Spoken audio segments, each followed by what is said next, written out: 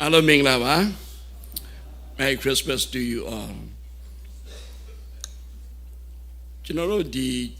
Israelites, the Jews, they have Messiah, so they Messiah. Messiah getting shin left there. Not a being left there. Messiah drank me on here. Me only sounds on there.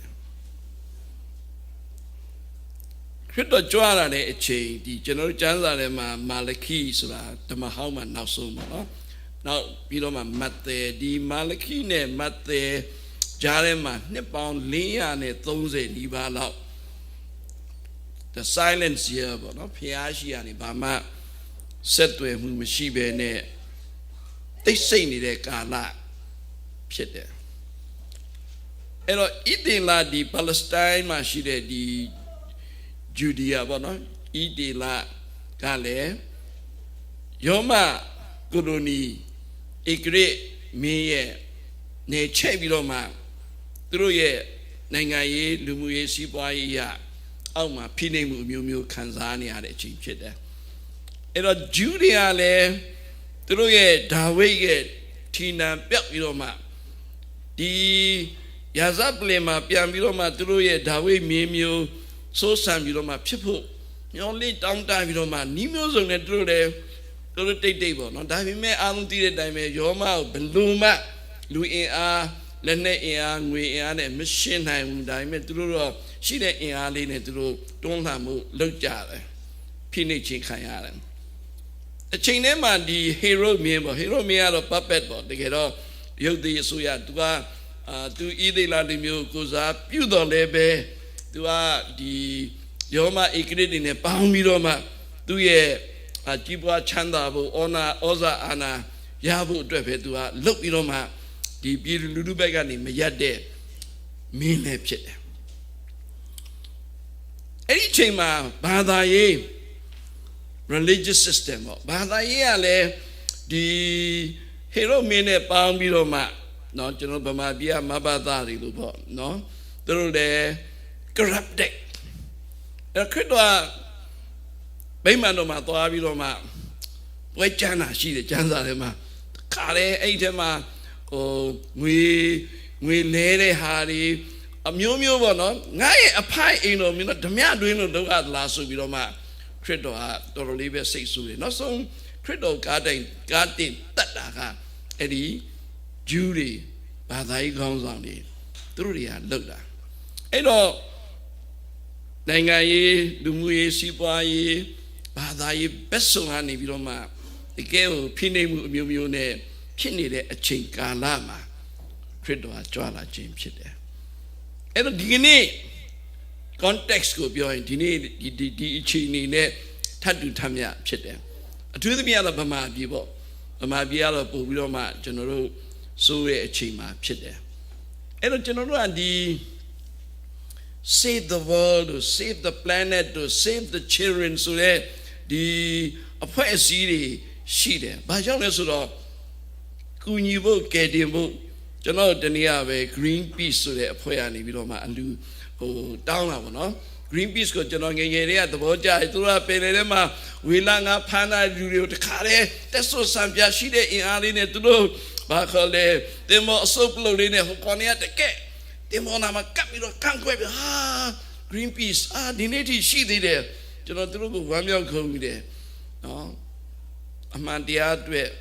Teresa ni ateku kahweleni ne kedi ne ni ne.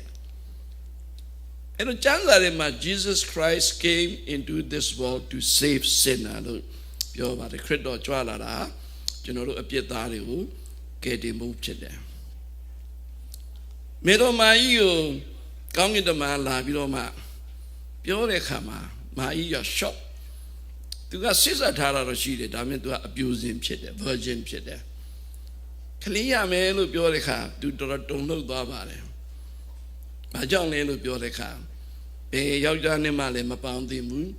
Oh, so raga. Do not see that daddy. Your taka, did the deal giant. Do get come the you know me. They catch up, no? They'll be hey, မာရီနီကိုငါ innocent ဖြစ်တဲ့အောင်မေးတာနင်ကဒီလိုကြီးလားဆိုသေးပြီနောက်တစ်ခုကတော့ယူဒာယဒီ betrayal လုပ်ထားတဲ့မျိုးသမီးကလက်မထက်ခင်ကိုဝင်ရှိတယ်ဆိုရင်သူဂင်းနဲ့ပတ်သက်လို့ရပြောပြနေတာဒီ condition ဖြစ်တဲ့ခရစ်တော်သူကအလွယ်တကူကိုဝင်ဆောင်ပြီးတော့လုပ်တာဟာလွယ်လေးမဟုတ်တကယ်ကြော်ဖြတ်ရတဲ့အရာတွေအများကြီးပဲရှိတယ်အဲ့တော့ကောင်းကင်သမားပြောတယ်သူကိုယေရှုလို့ပေးရမယ်နော်အထရာဆောင်းလည်းမရှိဘူးယောက်ျားလားမိန်းမလားမသိသေးဘူးဒါပေမဲ့ဒါဖခင်ရဲ့သားတော်ဖြစ်တဲ့အတွက်သားယောက်ျားမွေးမယ်သူ့ကိုယေရှုလို့မြင်ရမယ်ဘာကြောင့်လဲဆိုသူဟာကယ်တင်ရှင်ဖြစ်တဲ့အတွက်ဒါကြောင့်ခရစ်စမတ်ကကယ်တင်ရှင်ကြွလာခြင်းမွေးဖွားခြင်းကိုကျွန်တော်တို့ကြိုဆိုခြင်းကြီးညာခြင်းဖြစ်တယ်ခရစ်ယာန်မှာ birthday လုပ်တာရှိတယ်အသက်ရှင်တဲ့လူတွေကိုတည်တဲ့လူတွေအတွက် memorial service ပဲရှိတယ်ဒါပေမဲ့ခရစ်တော်ဟာလောကနဲ့နှစ်ပေါင်း2000ကတည်သွားပြီပဲ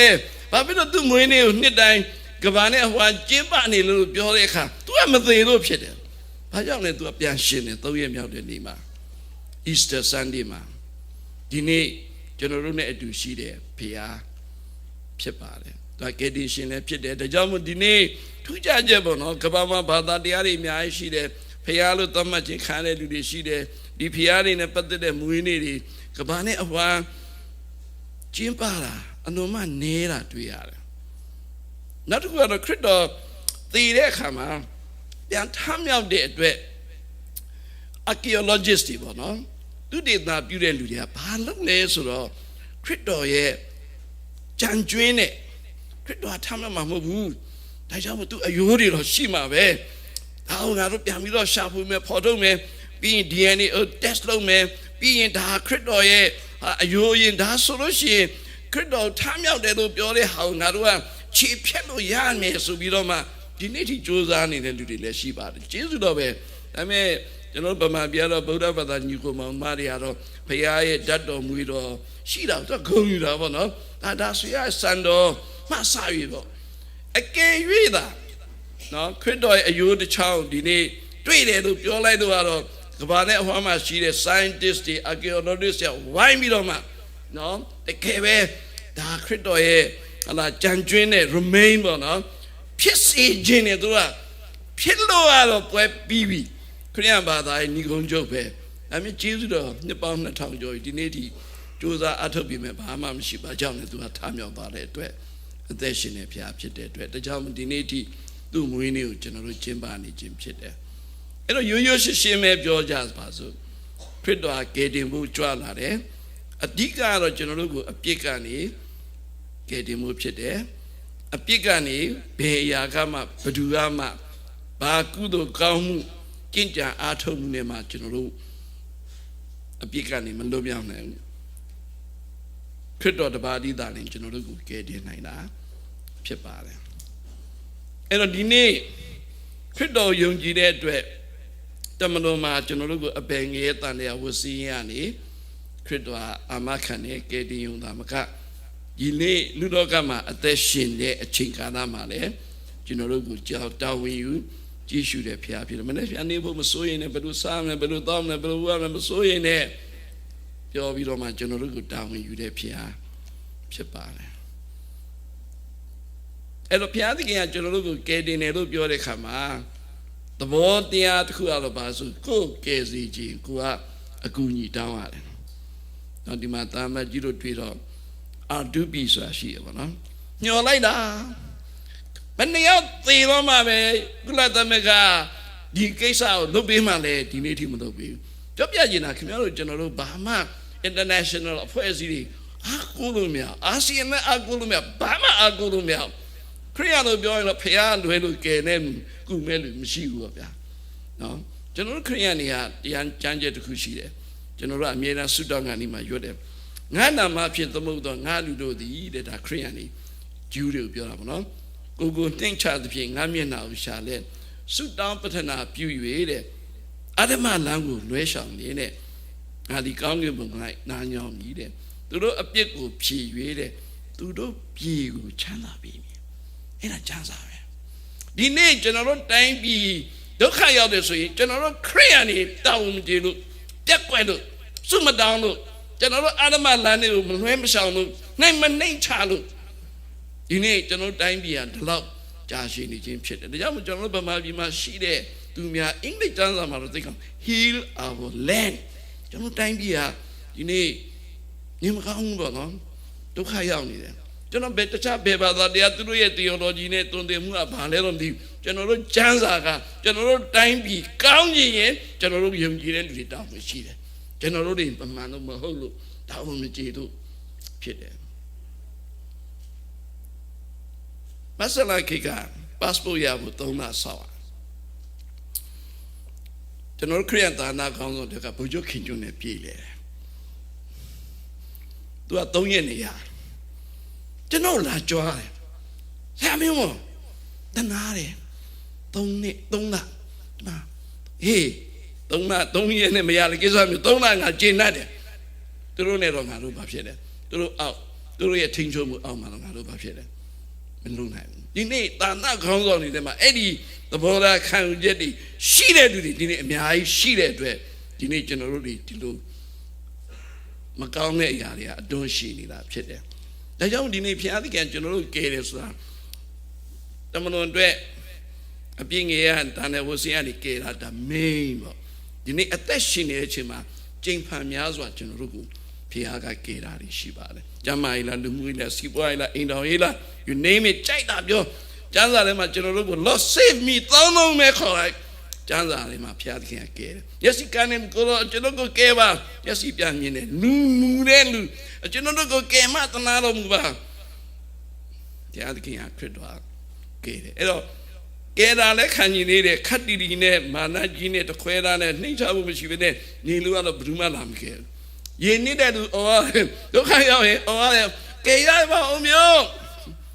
ဘုရားသခင်ကတကြောင်ကျမ်းစာထဲမှာပြောထားတယ်ယောမအခန်းကြီး10:73မှာထာဝရဘုရားကိုတဲ့ပထနာ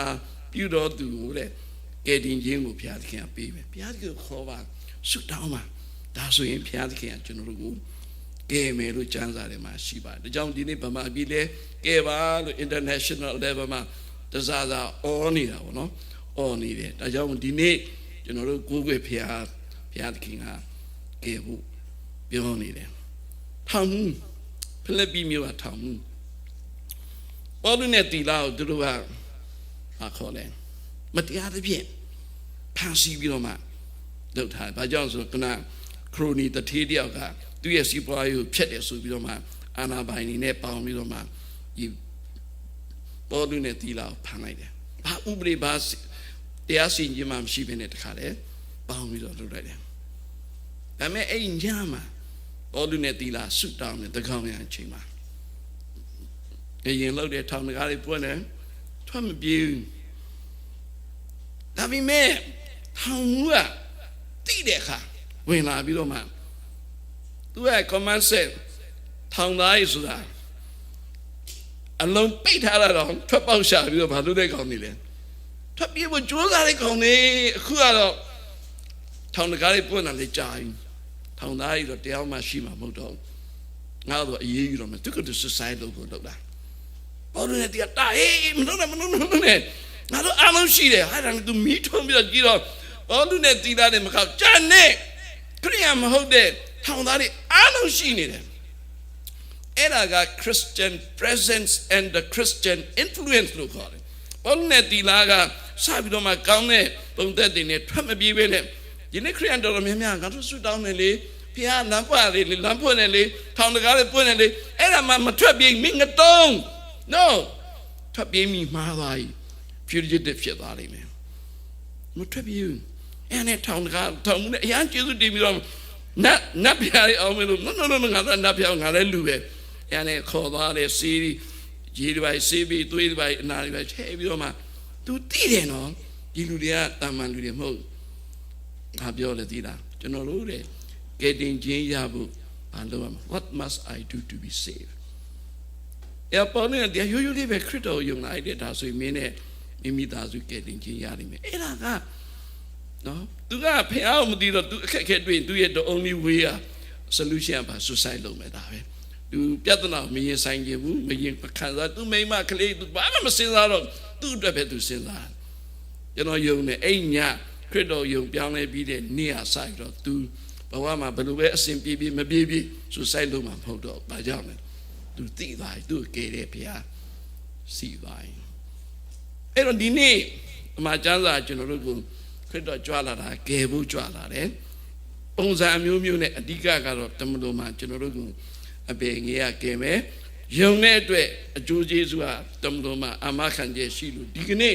ဘဝအသက်ရှင်တဲ့အချိန်ကာလမှာလည်းအချိန်ခါပေါင်းများစွာပုံစံအမျိုးမျိုးနဲ့တွေးကြုံရင်းဆိုင်ရတဲ့အခြေအနေအခက်ခဲတဲ့ဘုရားသခင်ကကယ်တင်နိုင်တဲ့ဘုရားဖြစ်တယ်အီမာနွေလကျွန်တော်တို့နဲ့အတူရှိတဲ့ဘုရားဖြစ်တယ်ဒီနေ့ကဒါဟာတာလေးပါယောက်ျားမိန်းမမေးတယ်ဟဲ့ကောင်းငင်မမလေးမိန်းမတယောက်တည်းဆိုရင်သူ့ဘာလို့ခေါ်မလဲတဲ့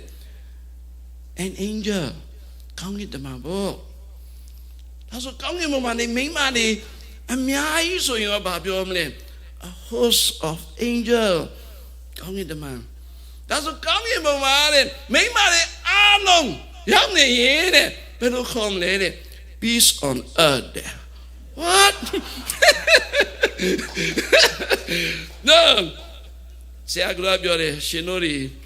ကျမမရှိမှကောင်းကောင်းကျမရဲ့တန်ဖိုးသိမှာတဲ့မှန်တယ်နော်ခုနကရည်စရာပြောတာပါမိမတွေမရှိငြိမ်သက်ခြင်းရှိမယ်အောင်မြင်တာအဲ့ဒီမှာပြဿနာတက်မယ်နေစားဟုတ်တယ်မလားနော်ဆရာကတခုပြတော့ကျွန်တော်တို့ ਨੇ ရိုးသားနေရတော့ခြားပတ်လေပြီးတော့မှတ်လိုက်နော်ဒါတော့ဟာတာပြောတာပါဒီနေ့ဘုရားသခင်ကျွန်တော်တို့ ਨੇ အတူရှိတဲ့အခါဘာကြောင့်ဆိုခရစ်တော်ဟာ Prince of Peace ဖြစ်တယ်ငြိမ်သက်ခြင်းရဲ့အရှင်ဖြစ်တယ်သူ့ကိုကျွန်တော်တို့ယုံကြည်တဲ့အခါမှာသူ့ရဲ့ခရစ်တော်ပြော my peace I give unto you တဲ့ငါရဲ့ငြိမ်သက်ခြင်းကိုမင်းတို့ပေးခဲ့တာအေးကြီးတာကဘာငြိမ်ချမ်းရောဘူးအသာထားကိုတယောက်တည်းရဲ့စိတ်ထဲမှာအရင်ဘာဖြစ်ဖို့လို့လဲစိတ်ရဲ့ peace of mind ငြိမ်သက်ခြင်းရဘာကြောင့်လဲဆိုတော့ဒီနေ့မတရားတဲ့လူတွေကကျွန်တော်တို့ကိုဘာနဲ့လုပ်နေလဲဆိုတော့အကြောက်တရားနဲ့ကြီးစိုးနေဒါကြောင့်ကျွန်တော်တို့လူထုခေါင်းဆောင်က freedom from fear ပြောလာတာကျမ်းစာထဲမှာကပ္ပဦးကျမ်းနဲ့ဗျာဒိတ်ကျမ်းအထိ fear not ဆိုတာ365ချိန်ပါအဓိပ္ပာယ်ဘုရားသခင်ကမင်းတို့ဒါတနေ့ကိုတစ်ခုလုံးနဲ့မှတ်တာမင်းတို့က